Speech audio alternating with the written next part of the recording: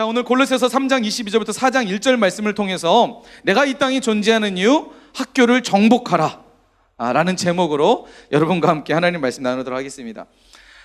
코로나가 장기화되면서 특별히 여러분 비대면 예배뿐만 아니라 지금 현재 비대면 수업, 온라인 수업을 하는 친구들 참 많을 거예요. 학교를 뭐 매일 가는 친구들 없이 뭐 격주로 가거나 뭐 격일로 이렇게 주중에 뭐 이렇게 나눠서 가거나 하는 친구들이 대부분 있을 거라 생각이 돼요. 목사님도 그 주중에 목사님 아이가 이제 그 부영초등학교 다니는데 부영초등학교는 학년별로 다르더라고요.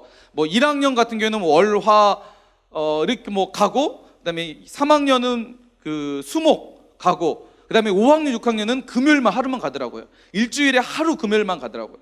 그리고 나머지 그 월요일부터는 뭐 하냐면 줌으로 온라인 그 실시간으로 선생님과 수업을 하는 것을 목사님이 봤어요. 그래서 목사님이 어떻게 수업할까, 애들이 지금 어떻게 수업하고 있는가 싶어서 몰래 조용히 방문을 열고 들어갔어요. 들어가서 어떻게 하는가 봤더니 여러분 다 아시다시피 과간이었습니다. 과간. 아이가 뭐 반드시 앉아가지고 카메라를 정으로 딱 해가지고 얼굴을 비춰가지고 수업 시간에 이렇게 집중해서 하느냐, 그게 아니더라고요. 노트북을 가지고 하는데 카메라를 천장에 비춰놓고 소리는 꺼놓고 그 선생님은 수업을 계속 하고 있어요. 근데 어떤 아이를 목사님이 이제 들어가서 야, 너 수업을 이렇게 하면 어떻게 하냐 하면서 다른 아이들 하는 모습을 봤어요. 다른 아이들 줌으로 이렇게 보니까 어떤 아이는 잠옷 차림으로 막 밥을 먹으면서 수업을 듣고 있거나, 근데 보니까 거의 한 3분의 2 정도가 카메라를 천장으로 해놓고 소리를 꺼놓고 하고 있는 모습을 목사님 보게 되었습니다. 초등학교 5학년 아이의 수업을 봤는데, 여러분도 혹시 그렇게 수업하고 있지 않나요? 온라인 수업.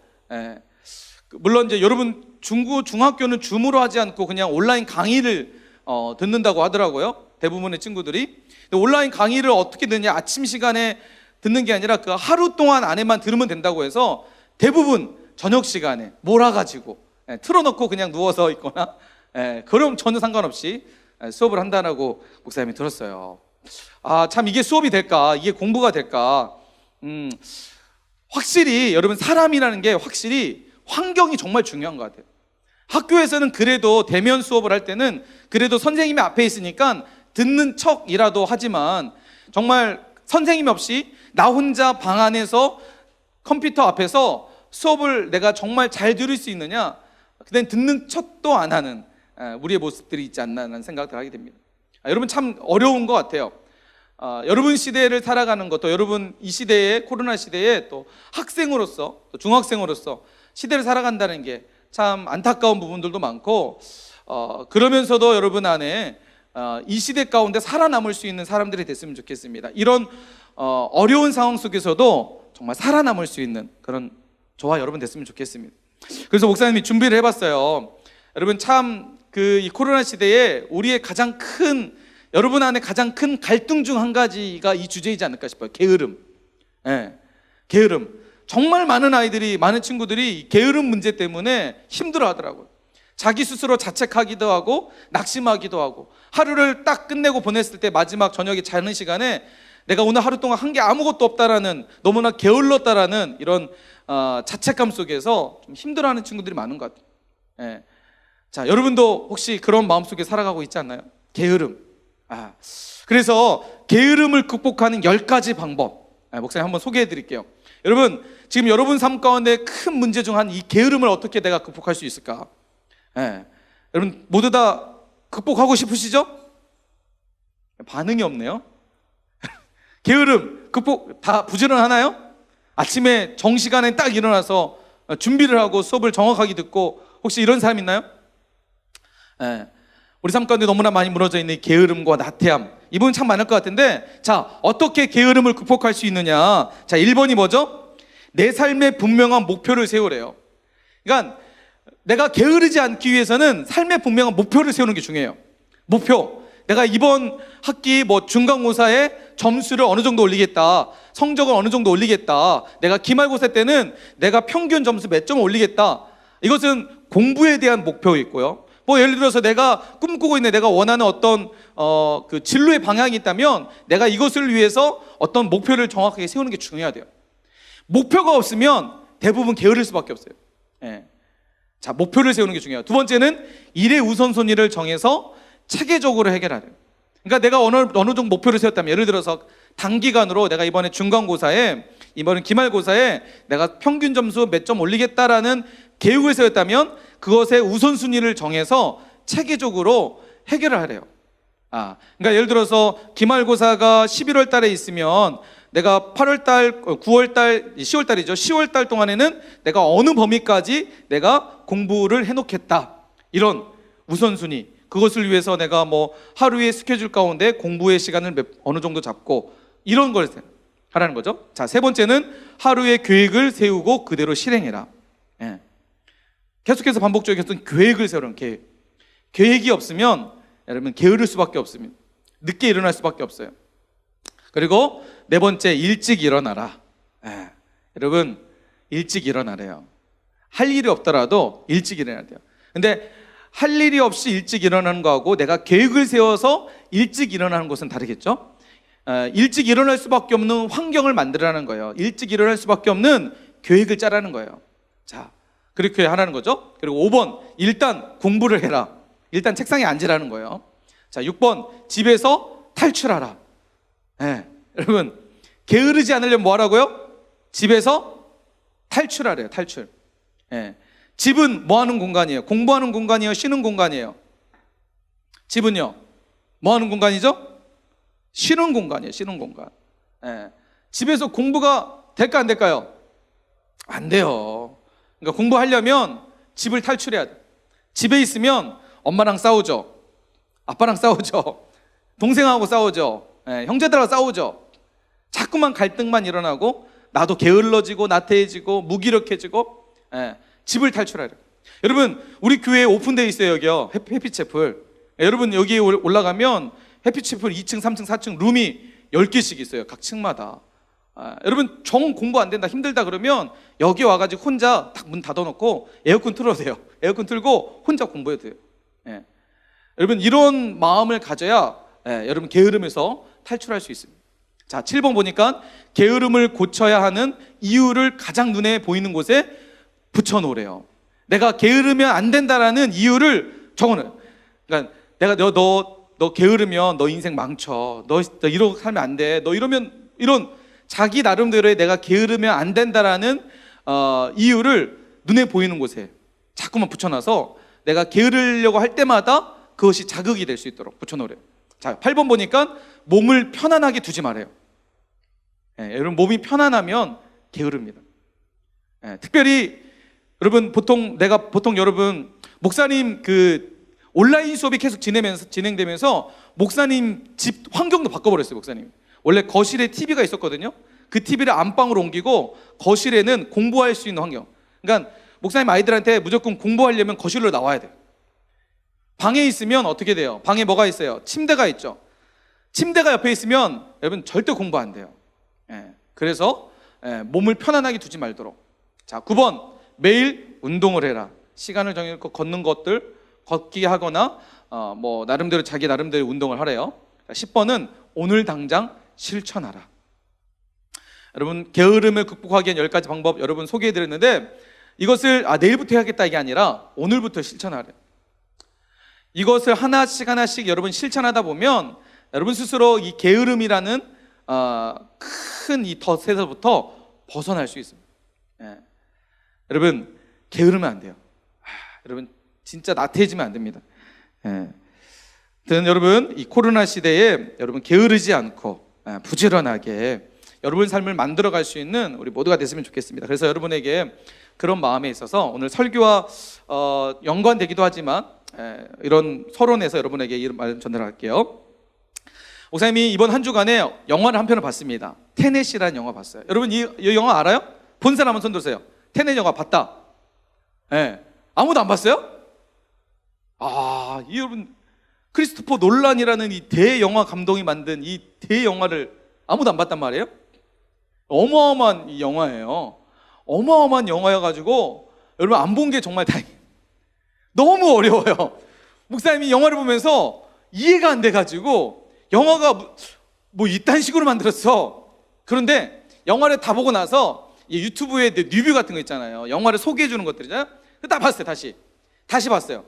봤더니 이해가 되더라고요. 와, 이해가 되니까 이 영화가 얼마나 뭐랄까요, 철학적이고 얼마나 과학적이고 얼마나 그 깊이가 있는지를.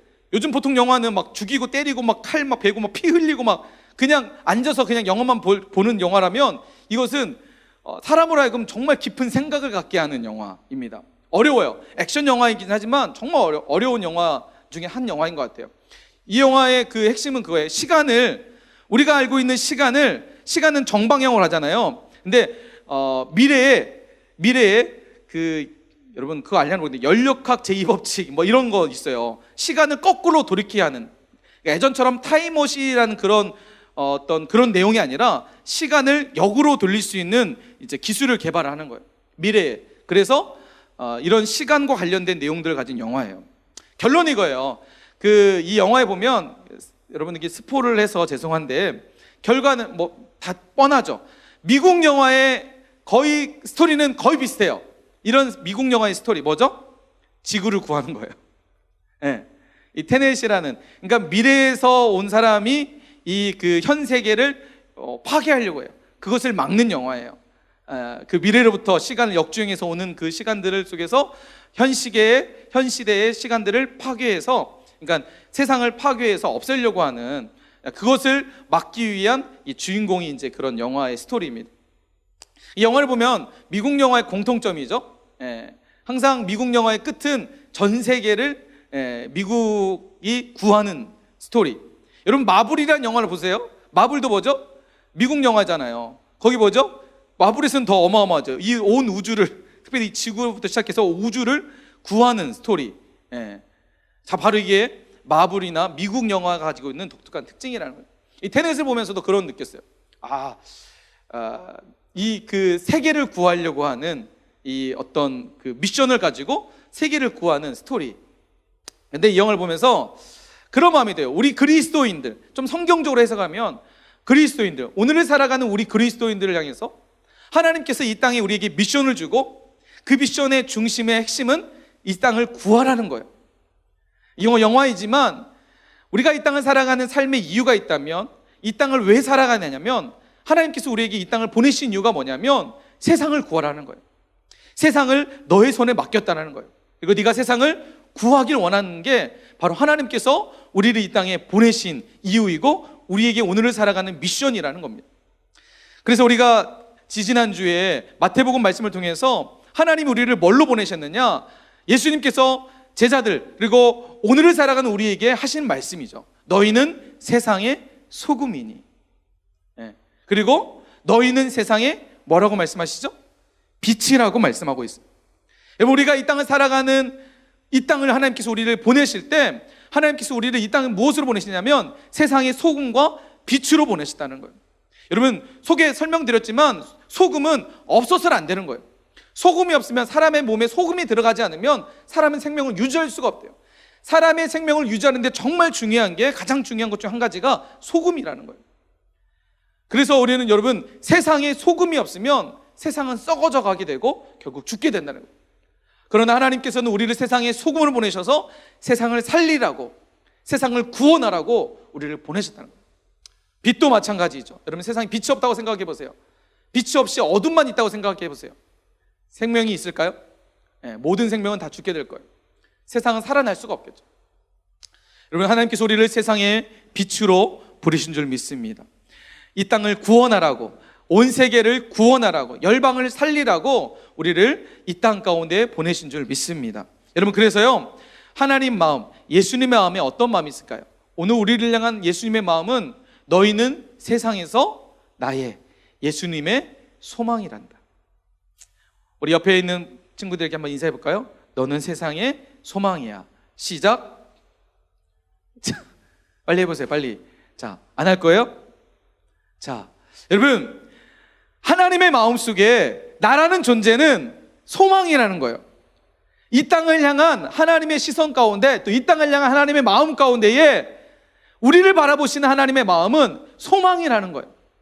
테넷이라는 영화에 보면 주인공이 등장해요. 이 주인공이 결국 세계를 구해요. 이 주인공이 없으면 세상이 멸망될 수밖에 없어요. 그 시간을 조작하는 그 9가지의 기기가 있어요. 그것을 사톤이라는 그 악당이 있는데, 이 악당이 그걸 다 부추합해가지고 세상을 멸망시키려고 해요. 그 멸망시키는 것을 막는 장면이 바로 이 주인공의 미션이었어요. 근데 영화에 보면 항상 극적이죠. 정말 0.001초 정도의 그 타이밍을 가지고 결국 세상을 구하게 됩니다. 만약 그 사람의 노력과 헌신과 그게 없었다면 세상을 멸망하게 됩니다. 그 영화를 보는 관객의 입장에서 그 사람이 막 조마조마해 그것을 막 구해내는 장면을 보면, 여러분, 하나님의 입장에서도 우리를 이 세상에 보내셔서 세상을 구하기 원하시는데, 세상에서 우리가 세상의 소금과 빛으로 살아가야 되는데, 그 미션을 가지고 살아야 되는데 살지 못한다면 어떻게 될까요? 여러분, 하나님의 마음속에 우리를 소망으로 두고, 이 세상에 우리를 소망으로 두고 계시다는 거예요. 나는 이 세상에 그냥 우연히 만들어지고 우연히 살아가고 그냥 아무런 계획 없이 아무런 이유 없이 살아가는 존재가 아니라 하나님의 미션을 받아서 세상을 구원하기 위한 존재로 우리를 부르셨고 살아가야 된다는 거예요. 그래서 하나님은 너희는 세상에 나의 소망이란다. 하나님의 시선과 하나님의 마음속에 우리가 그렇게 담겨져 있다는 거예요. 요한복음 15장 11절 말씀해 보니까 내가 이것을 너희에게 이름은 내 기쁨이 너희 안에 있다. 예수님이 내 기쁨이 너희 안에 있어. 나는 나의 소망을 너희 안에 뒀단다. 너희는 나의 소망이야. 나의 희망이야. 이 땅을 향한 꿈이야. 여러분, 예수님의 마음속에 우리를 향한 이 마음을 가지고 계신다는 거예요. 그래서 지난주 말씀, 하나님께서 우리를 이 땅에 소망과 소금과 빛으로 소망을 두고 이 땅에 보내셨을 때 첫 번째 보내신 곳이 어디라고 그랬죠? 우리의 선교지 1호가 어디라고 그랬죠? 그렇죠. 우리 선교지 1호, 가정이에요. 가정. 하나님이 우리를 이 땅에 보내신 첫 선교지, 우리가 이 세상을 향한 소금과 빛을 가지고, 빛의 미션을 가지고 첫 번째 우리를 보내신 곳이 가정이라는 거예요. 그래서 하나님, 우리가 가정에서 우리가 선교사로서 가정을 세워가기 원하시고 가정을 섬기길 원하신다는 거예요. 한 주간 살면서 여러분 어떻게 사셨나요? 한 주간 살면서 목사님이 정말 감사한 이야기를 들었어요. 한 부모님이 목사님에게 와가지고, 목사님의 설교를 듣고 우리 아이가 저에게 이런 얘기를 했어요. 엄마, 나 이제 엄마를 이해하려고 노력할 거야 라는 얘기를 했다는 거예요. 목사님의 이야기를 여기서 끝나지 않고 가정에 가서 그것을 얘기했다는 거예요. 뿌듯하더라고요. 엄마를 이제 이해해 보려고 노력하겠다라는 그 이야기가, 아직은 다 이해할 수는 없지만 그래도 노력해 보겠다는 거예요. 내가 세상에 하나님께서 나를 보내신 그 보내심을 따라서 내가 가정을 선교사의 사명을 가지고, 선교사라는 마인드를 가지고 내가 가정을 섬기겠다고 그렇게 했다는 거예요. 여러분, 한 주간 살면서 여러분 가정 가운데 어떻게 보내셨나요? 정말 여러분 부모님의 말씀에 순종하며 부모님을 잘 섬겼나요? 가정을 잘 섬겼나요? 아니면 여전히 가정에서 나 때문에 막 큰 소리 나고 부모님이 걱정하고, 이 녀석아 저 녀석아 뭐가 되려고 그러니, 혹시 부모님의 이런 이야기를 많이 들었나요? 여러분, 분명히 기억하십시오. 하나님께서 우리를 이 땅에 그냥 보내신 것이 아니라 이 세상을 변화시키라고, 세상을 책임지라고, 이 세상을 정복하라고 우리에게 미션을 주셔서 세상에 보내셨다는 거예요. 그 첫 번째가 바로 가정이라는 거예요. 우리는 하나님께서 우리를 가정의 선교사로서 우리가 섬겨야 될 부모님을 보내주셨다는 겁니다. 여러분 기억하시고 가정 안에서 선교사로서 정말 하나님 앞에 귀하게 쓰임받는 여러분 되시길 간절히 축원합니다. 그러면 우리를 두 번째 보내신 곳이 어디일까요?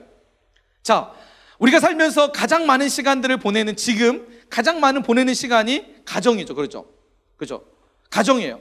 두 번째로 우리가 가장 많이 보내는 시간이 어딜까요? 곳이 어딜까요? 가정 말고 가장 많이 보내는 거 어딜까요? 그렇죠. 학교겠죠. 그래서 나의 선교지 2호가 어디예요? 학교라는 거예요. 여러분, 하나님께서 우리를 학교를 보내셨다는 거예요. 가정으로 보내셨던 것처럼 학교로 보내셨다는 거예요. 만약 내가 이 땅에 하나님께서 학교에서 살아갈 삶의 이유가 없다면 학교로 보내지 않으셨겠죠. 그러겠죠. 예, 뭐 직장으로 보내시거나 아니면 어디 뭐 다른 곳에 보내셨겠죠. 그런데 하나님께서 나를 내 의지와 상관없이 학교로 보내셨다는 거죠. 그죠? 왜 그럴까요? 바로 학교가 내가 섬겨야 될 선교지이기 때문입니다. 여러분, 학교는요 선교지예요. 선교지. 여러분, 학교하면 어떤 이미지가 떠오르나요? 학교하면 어떤 이미지가 떠오르나요? 네. 목사님, 이번 주에 목사님 딸 첫째 주원이에 대한 이야기를 안 하려고 했는데, 지난주에 목사님이 얘기했잖아요. 너는 우리 가정에 어떤 존재야 얘기했잖아요. 사실은 우리 아이가 그거 얘기하지 말라 그랬거든요. 근데 유튜브를 보고 아빠 왜 내 얘기했냐고 하더라고요. 그런데 우리 아이에게 또 물어봤어요. 주원아, 너에게 학교 하면 어떤 이미지가 떠올라? 했더니 우리 아이가 정말 재미있는 대답을 하더라. 학교 하면 급식이 떠오른대요. 급식. 여러분, 혹시 학교 하면 급식이 떠오르나요? 학교. 여러분, 학교 하면 어떤 이미지가 떠올라요? 학교 하면 막 행복한 이미지, 막 즐거운 이미지, 가슴 떨리는 이미지, 혹시 이런 이미지가 떠오르나요? 아니면 학교 하면 뭐가 떠올라요? 원래 여러분, 학교라는 이 단어는요 그리스어래요. 그리스어. 스콜레라는 그리스어에서 파생된 말이 스쿨이라는 영어로 번역이 되었고, 그게 한국어로 학교라는 거죠. 원래 이 스콜레라는 단어는 여가를 지칭하는 말이에요. 여가. 그러니까 우리가 말하는 흔히 막 공부만 이게 하는 것이 아니라 학교에서는 지적 논쟁뿐만 아니라 교육을 위한 여가 시간도 즐길 수 있었대요. 이게 원래 학교의 원의미예요. 오늘날에 와서 너무나 막 그 감옥과 같은 이런 이미지가 약간 변질돼서 온 거겠죠. 물론 목사님이 작년에 미국을 여러분 갔다 왔어요. 여러분, 목사님 미국물 먹고 왔어요. 미국에 공부하러 갔었거든요. 2주 동안 미국 이제 대학원에서 박사과정 이제 하면서 목사님 갔다 왔는데, 물론 여러분 중고등학교의 어떤 학교는 들어가 보진 않았지만 미국 교육은 확실히 한국 교육과 다르긴 하더라고요. 대학 이제 과정인데, 교육인데 교수님도 되게 편하고 학생들도 대부분 막 그냥 질문도 많이 하고 어떤 주입식 교육이 아니라 이렇게 토론식 교육 형식으로서 매우 자유스러운 그런 분위기더라고요. 우리 교육과 많이 다르겠죠. 자, 어쨌든 학교라는 이미지 자체가 우리가 생각하는 그런 개념들이 원래는 아니래요. 근데 오늘날 보면 학교 하면 어떤 이미지가 떠올라요? 답답하다, 가기 싫다, 지루하다, 힘들다. 중국에 한 사진이 올라왔어요. 학교 가기 싫은 아이를 부모님이 데리고 가는 장면이에요. 자, 오토바이에 묶어가지고 아이를 데리고 가는, 얼마나 학교 가기 싫었으면 또 학교를 데려가야 되니까 부모님이 이런 사건을 하고 있어요. 혹시 여러분 중학교 학교의 모습이 이런 모습 아닌가요? 학교 하면 이렇게 막 지금 저 뭐예요? 어디예요? 막 사물함에 올라가서 뭔가 설정해 놓겠죠. 그죠? 여러분, 실제 학교 모습 아니죠? 학교 이렇지 않죠? 여러분, 학교는 정말 제대로 앉아가지고 선생님의 말씀에 막 그 수업에 집중하면서, 그죠? 이런 혹시 학교 하면 이런 이미지 아닌가요? 여러분, 그 에디톨로지라는 이 책에 보면 재미있는 그 이야기가 있더라고요.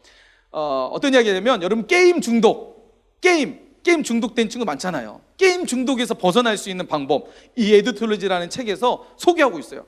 여러분, 게임을 끊을 수 있는 방법 뭐가 있을까요? 뭘 것 같아요? 자, 이 책에서 이런 얘기를 하더라고요. 게임을 끊을 수 있는, 중독에서 벗어날 수 있는 방법, 학교에서 게임을 가르치면 된다. 무슨 말이 되세요? 학교에서 게임을 가르치면 게임을 중독에서 벗어날 수 있대요. 무슨 말이에요? 그만큼 우리는 학교 교육을 싫어한다는 거예요. 학교에서 배우는 것은 다 싫어하는 거예요. 그러니까 학교에서 게임도 가르치면 게임도 싫어해진다는 거죠. 약간 우스갯소리로 했는데 다 웃질 않네요. 이 책에서 진짜 실제적으로 얘기를 하고 있어요. 게임도 학교에서 가르치면 학교에서. 그러니까 여러분, 우리가 학교를 얼마나 학교에 대한 이미지가 좋지 않다는 거예요. 여러분, 그런데 우리가 분명히 기억해야 될 사실이 있어요. 마태복음 28장 18절에서 20절 말씀 보니까 예수님께서 마지막 제자들을 남겨놓고 이제 하늘로, 하나님 우편으로 올라가시면서 마지막 우리가 흔히 말하는 대사명, 이 땅에 우리에게 주신 마지막 큰 사명, 우리가 이 땅을 살아가는 삶의 이유와 목적에 대해서 예수님께서 하신 말씀이에요. 예수께서 나와 말씀하여 이르시되 하늘과 땅의 모든 권세를 너에게 주셨으니, 내게 주셨으니 그러므로 너희는 가서, 이게 중요해요 여러분. 예수님은 우리에게 세상을 향해 나가라고 말씀하고 있어요. 우리를 보내신 세상을 향해서, 다시 말해서 학교를 향해서 가라라고 말씀하고 있어요. 가서 모든 민족으로 제자를 삼아 아버지와 아들과 성령의 이름으로 세례를 베풀고 내가 너희에게 분부한 모든 것을 가르쳐 지키게 하라. 여러분, 우리는 세상을 향해서, 특별히 우리에게 주신 학교를 향해서 우리는 나아가야 된다는 거예요. 우리의 이미지 속의 학교는 지루하고 답답하고 가기 싫고, 빨리 학교에서 졸업하고 싶은 이런 간절한 마음이 있을지 모르겠지만, 하나님은 우리를 학교로 보내셨다는 사실이에요. 학교라는 우리의 사역의 현장으로 하나님 우리를 보내셨다는 사실이에요. 미국에 실질적으로 있었던 일이에요. 로이 코스트너라는 이 학생이 있었는데, 고등학교 졸업식 때 마지막 졸업 감사 인사를 하는 장면이 2013년도에 있었는데, 이 학교에 어떤 일이 있었냐면, 미국이라는 사회가 지금 거의 자유주의, 그러니까 기독교 이런 사상들이 매우 짙어지고 있어요. 원래 미국이라는 나라는 기독교 국가였습니다. 성경 위에 나라가 세워진 나라였어요. 그런데 지금은 이런 자유주의, 인본주의, 이런 문화들이 진행이 되면서, 원래 그러니까 미국에 있는 거의 대부분 학교는 다 기독교 학교에서 예배드리고 기도하고 이런 것들이 원래 학교의 근간이었어요. 처음 시작이었어요. 근데 인본주의, 사람 중심적으로 미국 사회가 변화되면서 어떤 일이 벌어지고 있느냐면, 학교에서 이제 기도를 금지해야 된다. 그래서 학교의 학칙 안에 학교에서 기도를 금지한다라는 조항을 내걸게 됩니다.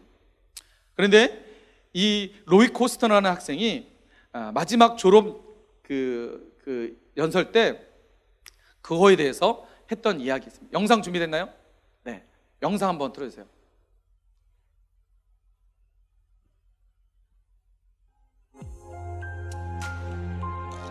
바꿔줘야 되는데요.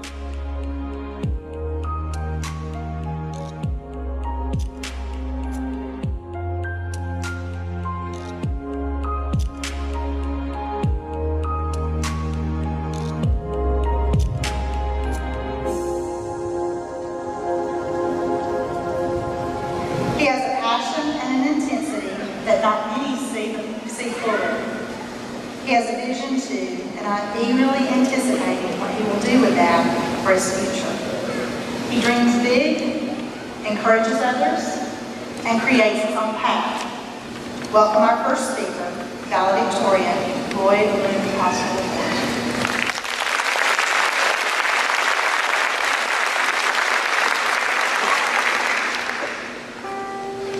As I stand here before you, members of the school board, faculty, staff, family, friends, and fellow graduates, I first wanted to say that I turned in my speech to Miss Gwen, which she somehow seemed to approve. So obviously I didn't do my job well enough, so we're going to stab you some different ones here. Got that one on there. They have helped carve and mold us into the young adults that we are today. I'm so thankful that both my parents led me to the Lord at a young age. And I think most of you will understand when I say, Our Father, who art in heaven, hallowed be thy name. Thy kingdom come.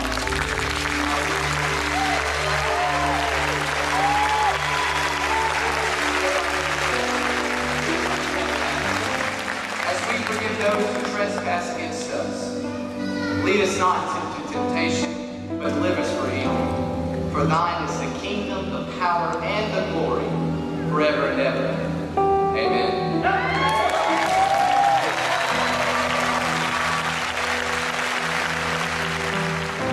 Imagine you watched, the video maybe at least once. What do you think of their reactions? I'm surprised at the reactions. I did not expect the school board and some of the administration staff to see my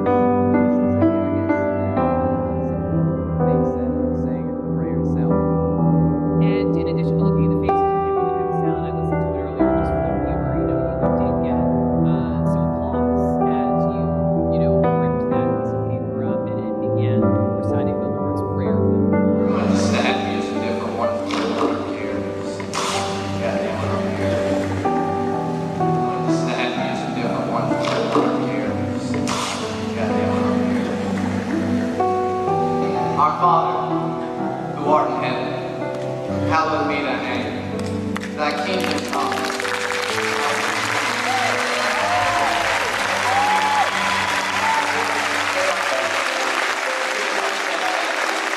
As we forgive those who trespass against us, lead us not into temptation, but deliver us from evil. For 네, thine 됐습니다. is the kingdom, the power, and the glory, forever and ever. Amen. 네, 됐습니다. 비켜주세요. 네. 참 멋있지 않나요? 네. 이 한 학생의 용기 있는 한 행동이, 신앙의 한 행동이 결국 학교에 내려졌던 기도 금지가 철회되어지는 아주 멋진 삶을 보여줬던 한 명의 믿음의 행동이었습니다. 여러분, 학교는 우리에게 어떤 의미가 있나요? 이 학생에게 학교는 어떤 의미가 있었다고 생각하세요? 참 이런 말이 있어요. 여러분, 세상은 타협의 대상이 아니라 뭐의 대상이라고요? 따라서 합시다. 세상은 타협의 대상이 아니라 정복의 대상이다. 아멘이세요? 여러분, 하나님께서 우리를 세상에 보내실 때 세상과 타협하며 세상의 풍조에 따라가며 세상 속에서 살아가는 그런 존재로 우리를 보내신 것이 아니라 세상을 적극적으로 정복하라고 우리를 세상 가운데 보내신 줄 믿습니다. 아멘이세요? 학교 안에서 이렇게 기도를 금지하는 그 학교에 타협하고 거기에 그냥 묻혀서 살아가는 그런 인생으로 우리를 보내신 것이 아니라 불의와 거짓과 잘못에 대해서 적극적으로 학교에 맞서서 믿음을 지켰던 이 학생과 같이 하나님 우리를 세상에 이렇게 보내셨다는 거예요. 여러분, 학교는 우리에게 있어서 학교는 정복해야 될 대상인 줄 믿습니다. 하나님께서 우리를 학교를 보내시는 것은 학교를 정복하라고, 학교를 복음으로 정복하라고 우리를 학교 가운데 보내신 줄 믿습니다. 아멘이세요? 학교 하면 떠오르는 이미지가 지루하고 답답하고 가기 싫고 학교 하면 힘들고 어렵고 이제 이런 이미지가 아니라 하나님께서 나를 학교를 정복하라고, 복음으로 학교를 채워가라고, 복음으로 학교를 세워가라고 나를 보내셨구나. 그래서 여러분, 학교하면 내가 섬겨야 될 선교지, 내가 복음으로 정복해야 될 선교지, 우리 안에 이런 마음이 있길 간절히 축원합니다. 아멘이세요? 여러분, 여호수아서 14장 12절 말씀, 목사님 이 말씀을 준비하면서 이 여호수아서 말씀이 많이 마음에 떠올랐어요. 여러분, 갈렙이라는 한 사람이 80세가 되었을 때, 노년이 되었을 때 하나님께 기도하는 내용이에요. 하나님께 뭐라고 기도하냐면, 그날에 여호와께서 말씀하시되 이 산지를 내게 주소서. 당신도 그날에 들으셨거니와 그곳에는 안악 사람이 있고 그 성읍들은 크고 견고할지라도 여호와께서 나와 함께 하시면 내가 여호와께서 말씀하신 대로 그들을 쫓아내리이다 하니. 여러분, 노년의 나이였던 갈렙이 하나님 앞에 기도하는 장면, 하나님 이 산지를 내게 주옵소서. 당시 갈렙이 기도했던 이 산지는 안악 사람, 당시에 가장 큰 거인족이 살고 있었던 가장 어려운 산지였습니다. 헤브론 산지였습니다. 그 누구도 그 산지를 점령할 수 있는 그런 보장이 없었어요. 가장 강력한 성 중에 한 성이었어요. 그런데 80대 노인이었던 갈렙이 하나님께 기도하기를, 하나님, 불가능할 것처럼 보였던 그 산지를 향해서 하나님, 이 산지를 내게 주옵소서.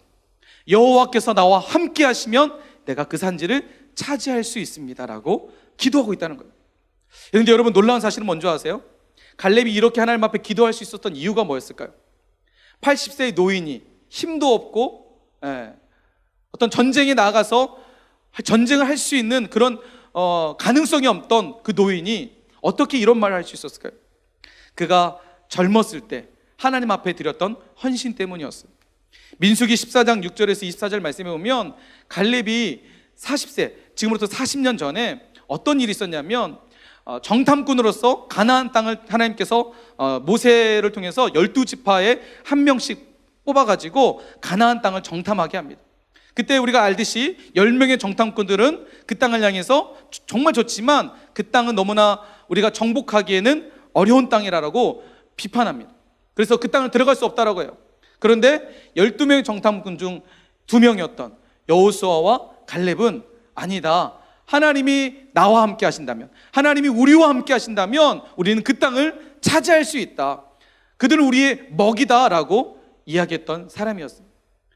젊었을 때 갈렙은 자신이 주어진 삶 속에서 믿음을 가지고 믿음의 눈으로 세상을 봤고 믿음의 눈을 가지고 살았던 사람이었습니다. 그래서 여호수아와 갈렙이 하나님 앞에 이런 믿음의 고백을 합니다. 자, 그래서 24절 말씀해 보니까 하나님께서 뭐라고 말하냐면, 그러나 내 종 갈렙은 그 마음이 그들과 달라서 나를 온전히 따랐은즉 그가 갔던 땅으로 내가 그를 인도하여 드리니 그의 자손이 그 땅을 차지하리라. 하나님이 그의 믿음을 따라서 약속하고 있다는 거예요. 현실적으로 상황적으로 불가능해 보였던, 그래서 10명의 정탐꾼들은 그 현실 속에서 그 땅은 정복할 수 없습니다. 우리가 그 땅에 들어가면 그들은 무기와 칼과 창을 갖고 있어서 우리는 무기조차도 없는데 어떻게 그 땅을 정복할 수 있습니까? 비관적으로 얘기했다면 갈렙은 믿음의 눈을 가지고 하나님이 우리와 함께 하시면 불가능해 보이지만 우리는 그 땅을 차지할 수 있습니다. 이런 믿음의 고백이 결국 갈렙이라는 사람을 만들었고, 그리고 우리가 방금 봤던 말씀처럼 이 산지를 내게 주옵소서. 아무도 그 땅을 정복할 수 없었지만 갈렙은 믿음의 눈으로 그 땅을 정복해 나가고 있다는 사실이에요. 사랑하는 우리 중등부 여러분, 하나님께서 우리를 학교로 보내셨습니다. 여러분, 우리 인생 가운데 학교는 어떻게 보면 정규과정이라고 할 수 있는 학교는 고등학교까지예요. 고등학교 지나면 대학교를 진학할 수도 있고 진학하지 않을 수 있어요. 우리 인생 가운데 학교는 잠시 잠깐이에요. 그런데 하나님께서 우리를 학교로 보내신 이유가 뭘까요? 여러분, 갈렙이 민수기 말씀에서 나오는 것처럼 가데스 바네아에서 정탐꾼으로서 활동했을 때 그가 만약에 그 현실 속에서 10명의 정탐꾼처럼 현실을 바라보고 믿음의 눈이 아닌 현실을 따라갔다면 그는 80세에 가나안 땅에 들어가지도 못했을 뿐만 아니라 하나님 앞에 이런 믿음의 기도를 하지 못했을 거예요. 갈렙의 젊었을 때의 그 믿음의 삶이 결국 갈렙을 하나님 앞에 멋지게 쓰임받는 한 인생으로 만드셨던 것처럼, 여러분, 학교는요 우리에게 인생의 전부는 아니에요. 물론 지금은 전부일지 모르겠지만 우리의 전 인생을 보면 학교는 잠시 잠깐이에요. 그런데 여러분, 학교의 삶을 통해서 하나님은 앞으로 우리의 인생을 만들어 가실 줄 믿으시기 바랍니다. 내가 지금 학교 생활을 어떻게 하느냐, 내가 지금 학교에서 어떻게 살아가느냐, 이 작은 사회라고 하는 이 학교 속에서 내가 믿음의 눈을 가지고 하나님의 말씀을 가지고 복음의 능력을 붙잡고 학교에 나아가서 학교를 복음화시키고 특별히 학교를 그리스도의 말씀으로 변화시키는 도구로 내가 쓰임받는다면, 여러분, 고등학교 졸업하고 대학교로 가겠고요, 그 이후에 여러분의 인생 가운데 정말 크게 펼쳐진 인생 가운데 지금의 학교의 삶을 통해서 하나님은 내 인생을 만들어 가겠다는 거예요. 여러분, 오늘 말씀이에요. 골로새서 3장 23절 말씀, 우리 함께 읽어볼까요? 골로새 3장 23절 말씀 함께 읽읍시다. 시작. 다시 한번 읽어보세요. 큰 목소리 시작. 무슨 일을 하든지 마음을 다하여 주께 하듯 하고 사람에게 하듯 하지 말라. 오늘 하나님께서 우리에게 주시는 말씀이에요. 너희가 무슨 일을 하든지 마음을 다하여 주께 하듯 하고 사람에게 하듯 하지 말라. 우리가 학교 생활 가운데 어떻게 살아야 될까요? 학교의 생활 속에서 우리가 어떻게 학교 생활을 해야 될까요? 여러분, 학생으로서 가장 중요한 학교 생활은 뭘까요? 목사님이 이렇게 얘기한다고 해서 이제 내가 학교 가면 성경책만 들고 학교 가가지고 친구들에게 복음만 전해야겠다, 여러분, 이걸 얘기하는 걸까요? 아니겠죠. 학교에서 그리스도인으로서 영향력을 끼치려면 어떻게 해야 될까요? 첫 번째는 실력이 있어야 되겠죠. 실력은 바닥인데, 맨 꼴찌인데 맨날 성경책만 하고 친구들에게 전도한다면 영향력이 있을까요? 선생님들로부터 인정을 받을 수 있을까요? 친구들로부터 인정받을 수 있을까요? 여러분, 첫 번째는요, 내가 정말 학교를 내 선교지로 생각하고 학교를 변화시키고 원한다면 첫 번째, 실력을 갖추세요. 실력 있는 사람이 돼야 돼요. 다른 사람들을 볼 때 짜는 진짜 실력이 있어. 그런데 저 친구의 삶을 보니까 뭔가 달라. 저 안에는 뭔가 있는 것 같아. 그 친구의 삶에서 풍겨지는 이미지와 삶을 보니까 그 친구의 삶은 하나님이 살아계신 것 같아. 실력과 함께 믿음의 삶을 여러분 끝까지 놓치지 않았으면 좋겠습니다. 얼마 전에 그 한 친구로부터 다른 선배에 대한 이야기를 들었어요. 우리 중등부 이야기예요. 이 선배는 우리 교회에서 중등부에서 사역하는 친구예요. 자기가 이제 학교 갔는데 마침 그 선배가 앞에 친구들하고 같이 이렇게 몰려 있는 거예요. 근데 여러분, 우리 사역팀의 그 원칙 중 한 가지가 뭐냐면 PC방이 금지입니다. PC방 가면 안 돼. PC방 가는 친구들 지금 회개하세요. PC방 금지예요. 근데 그 친구가 감동받았고 놀랬던 게 뭐냐면, 사역하는 그 친구도 사역하고 앞에 있는 선배도 사역하는 거예요. 근데 그 선배가 딱 보니까 친구들하고 막 이렇게 몰려 있는 거예요. 근데 친구들이 야, 학교 끝났으니까 PC방 가자, 막 이제 그 친구를 꼬시는 거예요. 그런데 자기가 우리 교회 봤던 그 선배가 뭐라고 했냐면, 나는 PC방 안 가겠다고. 나는 그냥 집에 가겠다고 하는 거예요. 친구들은 다 이 친구를 PC방 데리고 가기 위해서 막 이렇게 이제 꼬시는데 끝까지 자기는 PC방 가자. 근데 뒤에서 자기가 그 선배의 그 모습을 보고, 친구들 또래서 그 모습을 보고 정말 감동을 받았다는 거예요. 신앙은 저런 거구나. 만약 그 자리에서 그 친구가, 자기가 봤던 그 선배가 같이 친구 따라서 PC방 갔다 그러면, 여러분, 그 친구에게는, 후배에게는 어떤 마음이 들었을까요? 상심이 컸겠죠. 교회에서는 기도도 열심히 하고 교회에서는 뭐 예배도 열심히 들은 것 같은데 학교에서는 똑같네. 여러분, 학교에 가면 우리 교회 친구들 볼 때가 있죠. 근데 가끔씩 이럴 때 있지 않아요? 막 내가 갑자기 지나가는데 분명히 내가 알고 있는 교회 다니는 애인데 막 욕하고 있어요. 친구들하고 싸우고 있거나 음담패설에 막 휩쓸려가지고 거기에 막 즐거워하고, 유튜브 막 보면서 막 서로 욕하고 있고. 혹시 여러분 이러지 않나요? 여러분, 하나님은 우리가 학교를 정복하기 원하십니다. 그냥 정복이 아니라 하나님의 말씀, 복음 안에서 복음의 일꾼으로 학교를 선교지로 우리가 세워가길 원하신다는 사실입니다. 여러분, 디모데전서 4장 6절부터 8절 말씀에 보니까 이런 말씀이 있어요. 내가 이것으로 형제를 깨우치면 그리스도 예수의 좋은 일꾼이 되어 믿음의 말씀과 내가 따르는 좋은 교훈으로 양육을 받으리라. 망령되고 허탄한 신화를 버리고 경건에 이르도록 내 자신을 연단하라. 여러분, 우리가 복음으로 학교를 정복하기 위해서는요, 끊임없는 연단이 필요해요. 끊임없는 절제가 필요하고요, 끊임없는 여러분 양보도 필요해요. 우리가 그리스도 좋은 일꾼으로서 학교를 책임지고 학교를 세워가고 학교를 변화시키기 위해서는요, 이런 연단이 필요하다는 거예요. 한 말씀 더 말씀드리겠습니다. 베드로전서 4장 7절 말씀. 만물의 마지막이 가까이 왔으니 그러므로 너희는 정신을 차리고 근신하여 기도하라. 오늘 하나님께서 우리에게 말씀하시는 말씀입니다. 여러분, 우리가 어떻게 학교를 책임질 수 있을까요? 어떻게 학교를 정복할 수 있을까요? 나 가진 게 나 같은 자가 아무것도 할 수 없고 학교에 가면 너무나 초라하고 친구들 사이에서 내가 뭐 그렇게 영향력 있는 것 같지도 않고 아무것도 할 수 없는 것 같지만, 여러분 말씀이에요. 정신을 차리고 근신하여 기도하라. 우리가 할 수 있는 가장 첫 번째는 실력을 갖추는 거지만 그에 앞서서 할 것은 학교를 위해서 우리가 기도하는 거예요. 하나님, 갈렙처럼 하나님, 학교를 저에게 주십시오. 그날에 주님께서 저에게 약속하셨던 하나님, 갈렙에게 약속하셨던 하나님, 오늘 저에게도 함께 하셔서 제가 학교를 책임지겠습니다. 하나님, 제가 학교를 위해서 기도하고 만나는 사람들마다 그리스도의 향기를 드러내며 좋은 영향력을 끼치겠습니다. 학교에서 대충 살지 않겠습니다. 학교에서 함부로 하지 않겠습니다. 하나님, 그리스도인으로서 정체성을 가지고 학교를 변화시키면서 살아가겠습니다. 하나님, 저를 통해서 일하신다면, 저를 사용하신다면 제가 우리 학교를 변화시키겠습니다. 우리가 하나님 앞에 이렇게 기도하고 믿음으로 나간다면, 여러분, 하나님께서 갈렙을 통해서 그 헤브론의 땅, 아낙 자손이 살고 있었던 그 땅을 점령하게 하십니다. 많은 사람들이 불가능할 것 같았던 그 땅을 갈렙이 정복하게 됩니다. 여러분, 우리가 하나님 앞에 이런 믿음을 가지고 하나님이 나에게 주신 선교지 2호 학교가 내 선교지라는 이 마음을 가지고, 그리고 신앙의 정체성을 가지고 하나님이 나에게 주신 미션이라는 것을 마음을 붙잡고 우리가 기도하며 우리 학교를 나아간다면 머지않아 여러분을 통해서 학교는 변화될 것입니다. 그 여러분을 통해서 학교는 복음화될 것입니다. 그 더 나아가서 학교를 넘어서 앞으로 여러분 인생 가운데 하나님은 놀라운 인생으로, 이보다 더 큰 일을 하는 사람으로 만들어 가실 줄 믿습니다. 여러분, 정신 차리시기 바랍니다. 정신 차리세요.